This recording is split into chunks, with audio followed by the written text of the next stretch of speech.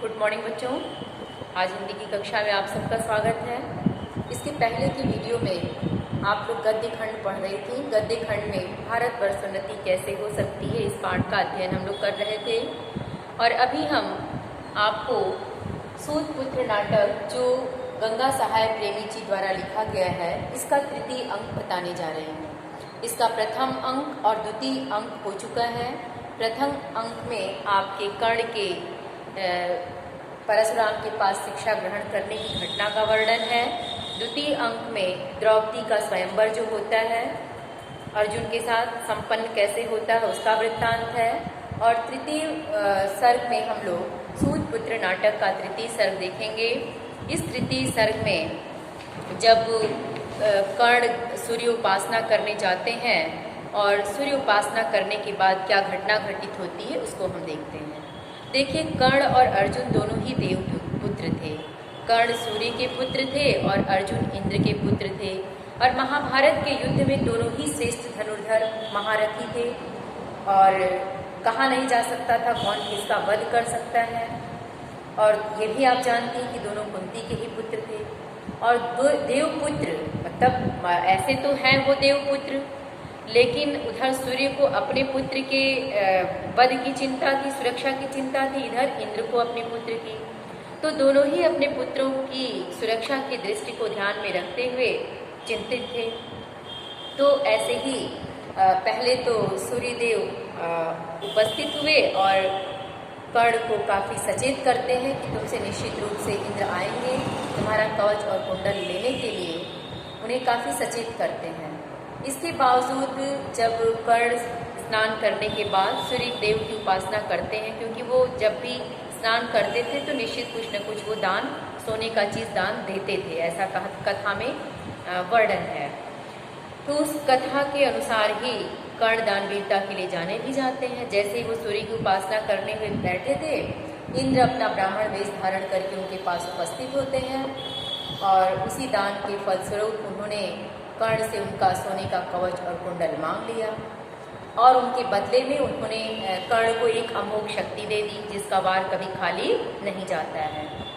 तो इस तरह से तो ये घटना समाप्त हुई और उसी समय वहाँ पे द्रौपदी भी उपस्थित होती हैं और कर्ण को अपना सारा परिचय देती हैं और बताती हैं कि तुम मेरे ही पुत्र हो, और अर्जुन का वध न करने के लिए उनसे विनय करती हैं। लेकिन कर्ण इस बात से इनकार कर देते हैं, कहते हैं कि माता, वो भी काफ़ी दुखी होते हैं और उनसे क्षमा याचना चाहते हैं कि मैं वचन दे चुका हूँ कि मैं अपनी मित्रता को दुर्योधन के साथ नहीं त्यागूंगा और इस मित्रता को तो मैं नहीं त्याग सकता, लेकिन आपको मैं निश्चित रूप से एक वचन दूंगा कि आपके 5 पुत्र हमेशा जीवित रहेंगे और उस युद्ध में मैं अर्जुन के सिवा किसी और का वध नहीं करूंगा। ये उन्होंने उनको पूर्ण रूप से आश्वस्त कर दिया।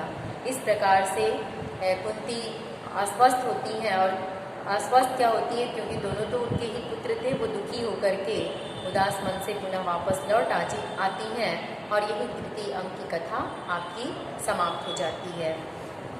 तो आज के लिए ये तीसरा अंक, पहला, दूसरा और तीसरा अंक आपका हो चुका है बेटा। तो इसी में केवल हम एक छोटा सा वीडियो आपको डालेंगे आज ही। आज इसको आप गद्य खंड के साथ साथ इसको भी कंप्लीट कर लीजिएगा। इसके बाद इससे आपको आएगा सूतपुत्र नाटक में आपके कर्ण का चरित्र चित्रण। ये पूछता है 5 नंबर का प्रश्न। मान लीजिए या तो किसी से आपको आ जाएगा किसी खंड का वर्णन करने के लिए, या तो आपको इसमें सूतपुत्र कर्ण का चरित्र चित्रण पूछ सकता है। तो इसमें भी हम लोग देख लेते हैं थोड़ा सा क्या है सूतपुत्र नाटक में इनका चतुर्थ अंक। तो देखिए, सूतपुत्र नाटक की जो कथा वस्तु है ये कुरुक्षेत्र से प्रारंभ होती है, जो चौथे अंक की कथा वस्तु है। ये कुरुक्षेत्र के युद्ध से प्रारंभ होती है और इसमें कर्ण की दानवीरता, बाहुबल और दृढ़ प्रतिज्ञता जैसे गुणों का उद्घाटन भी हुआ है। अंक के प्रारंभ में एक ओर कृष्ण और दूसरी ओर अर्जुन दोनों का युद्ध होता है और एक तरफ तो कर्ण के सारथी शल्य हैं और दूसरी तरफ अर्जुन के सारथी कौन है? आप सबको पता है, अर्जुन के सारथी स्वयं साक्षात भगवान कृष्ण थे।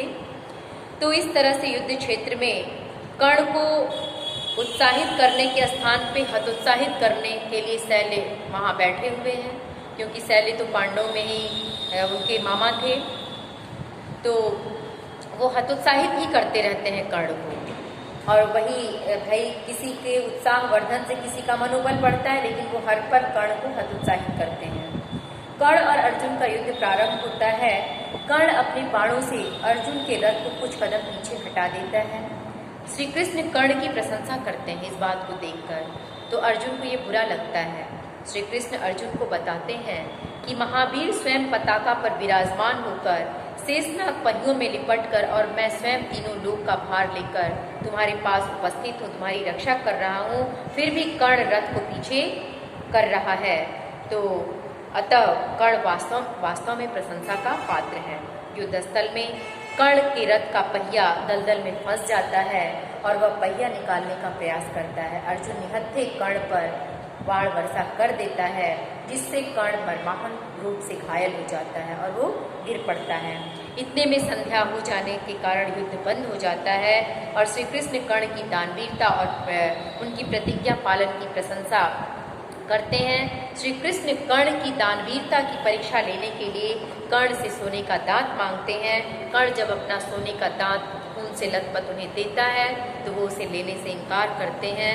पुनः कर्ण घसकते हुए बाण से जल की वर्षा करता है और उस जल से दांत को धुल करके फिर कर्ण को वो दान देता है, कृष्ण को दान देते हैं। इस तरह से कर्ण और अर्जुन उनकी सराहना करते हैं और यही नाटक का चतुर्थ अंक भी आपका समाप्त हो जाता है।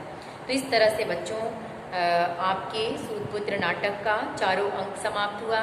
इस नाटक से 5 नंबर के प्रश्न पूछे जाएंगे। अब एक प्रश्न आपका रह गया कर्ण की का चरित्र चित्रण, वो भी हम लोग देख लेते हैं। कर्ण के चरित्र चित्रण में सबसे पहली चीज़ तो आप देखी होंगी प्रथम अंक में उनका गुरु के प्रति अपार श्रद्धा, फिर नारी के प्रति श्रद्धा भाव। जब विवाह के हो जाता है अर्जुन के साथ तो दुर्योधन उन्हें हरण करने की बात करते हैं तो उससे इनकार कर देते हैं और वो सच्चे विश्वास पात्र मित्र हैं, दुर्योधन का अंतिम समय तक साथ देते हैं, प्रबल नैतिकता वाले हैं, सच्चे गुरु भक्त हैं, निर्भीक और सत्यवादी हैं, उनको किसी का कोई डर नहीं है और हमेशा सत्य का ही पालन करते हैं, दृढ़ प्रतिज्ञ हैं, जो वो वचन दे देते हैं उसको अपने कर्मों में उतारते हैं और श्रेष्ठ दानवीर हैं जिसकी परीक्षा आप चतुर्थ अंक में देख चुकी हैं, तृतीय अंक में भी देख चुकी हैं और बहुत ही महत्वाकांक्षी हैं। वह सारथी न बनकर एक महान योद्धा बनना चाहते हैं, इसीलिए वह परशुराम के आश्रम में अस्त्र विद्या सीखने के लिए जाते हैं और महान योद्धा भी हैं। क्योंकि कर्ण महान योद्धा हैं तभी तो महाभारत के युद्ध में अर्जुन के साथ इतने बली लोगों के होते हुए भी उनके रथ को कई कदम पीछे वो हटा देते हैं। वह साधारण योद्धाओं से युद्ध करना अपना अपमान समझते थे। तो ये दोनों प्रश्न का उत्तर मैं आज आपको भेज रही हूँ, इसकी वीडियो भी मैं आपको भेज दूँगी। बेटा आपसे मेरा निवेदन है कि ये 5 नंबर का प्रश्न पूरी तरह से आज आप ज़रूर तैयार करेंगी और लिख करके ग्रुप में भी भेजेंगी। तो बस आपको 4 अंक कहानी की तरह है, एक बार पढ़ेंगी, सुनेंगी, आप केवल सुनेंगी तो याद हो जाएगा और जब चारों खंड पढ़ेंगी तो अपने आप कर्ण का चरित्र चित्रण एक एक पॉइंट करके आपके सामने आता जाएगा, उसको आप लिख लीजिएगा। और इसके साथ साथ जो गद्यांश आपको पढ़ाए जा रहे हैं उससे संबंधित जो प्रश्न बताए जा रहे हैं उसको भी आप लिखिएगा। Thank you.